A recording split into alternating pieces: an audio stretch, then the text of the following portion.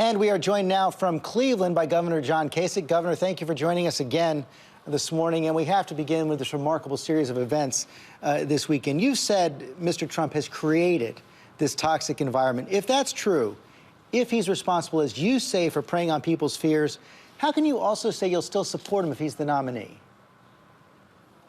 Well, George, look, I said in the debate when they asked if I would support him, I said yes, but sometimes it's really tough. The last debate that he was in, as you know, they all sort of caught the contagious positivity that I've displayed, and things calmed down. But nothing's 100%. I mean, I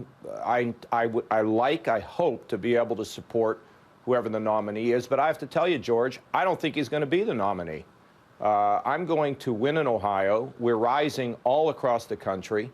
And I believe there's a good chance that I could go into the convention with the largest number of delegates because the campaign has shifted to places where I think we're going to do better. Plus, one other thing, finally, people are starting to get my message. And when I talk about the fact that, I want to lift people, I know how to create jobs, I have a record, and I'm not going to take the low road to the highest office in the land. You were in these rallies, it's almost, they got to reinforce the roof. People go crazy when I say that, because they want to see a positive approach and a positive attitude. And so that's why I think we're doing better. And you're right. A new poll out this morning shows you ahead in Ohio just 2 days before these votes. And I want to get to that in a second. But first, a yes or no question. Is Donald Trump fit to be president? I'm not going to, you're not going to get me to answer a yes or no question. I hope he's going to change his rhetoric and bring people together and start dividing people. Stop dividing people. He's not shy about suggesting you're not. Here's what he said yesterday in Ohio. Take a listen. We are going to hopefully win Ohio. Honestly, Kasich is a baby. He's a baby. He can't be president. He can't be president. Too many problems. Your response? You think I'm going to wallow in the mud with Donald Trump? Are you kidding me? I'm not interested in what he says. I'm interested in appealing to his voters. And these are people, George, who are worried about their job, the stability of their job. They haven't had any wage increases. They put their money in the bank. They don't get any interest from it. They're worried about their kids' future. Those are the people that need to hear me, because I have solved problems for people like that, both in Washington and also in Ohio.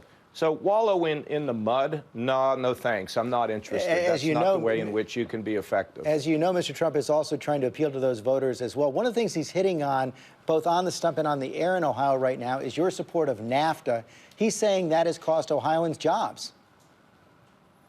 George, we're up over 400,000 jobs here in the state of Ohio.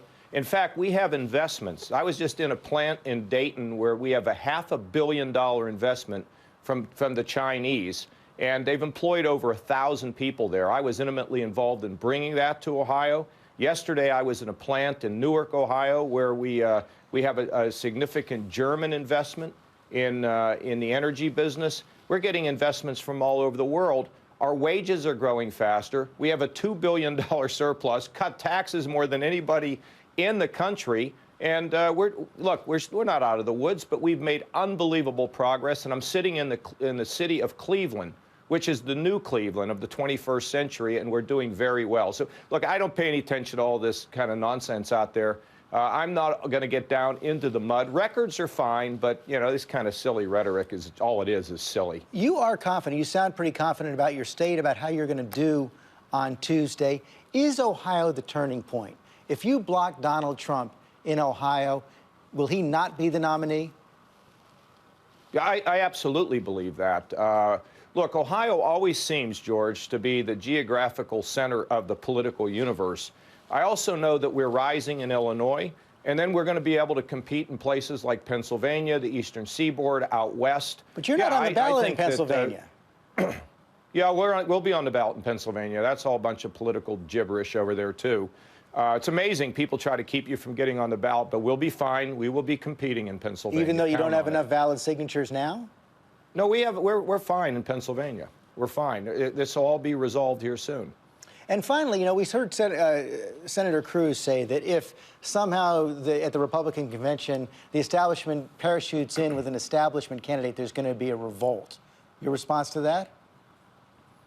Well, if there's an establishment candidate, George, it's certainly not going to be me. And, you know, I think that at the end of the day, delegates are going to pick somebody with a record, somebody who has proven experience, and somebody who can win places like Ohio and compete in other places. I beat Hillary more than anybody else. And in Ohio, I think I'm the only Republican who can beat Hillary in this state. So, look, we just keep plugging one foot in front of the other. But remember this, my goal, economic growth, jobs, jobs, jobs, and make sure that everyone who lives in the shadows has a chance to emerge and live out their God-given purpose, George. We're having a great time out here. I can see it. You're still smiling. Governor Kasich, thanks for joining us this morning. Oh, having a ball. Thanks, George.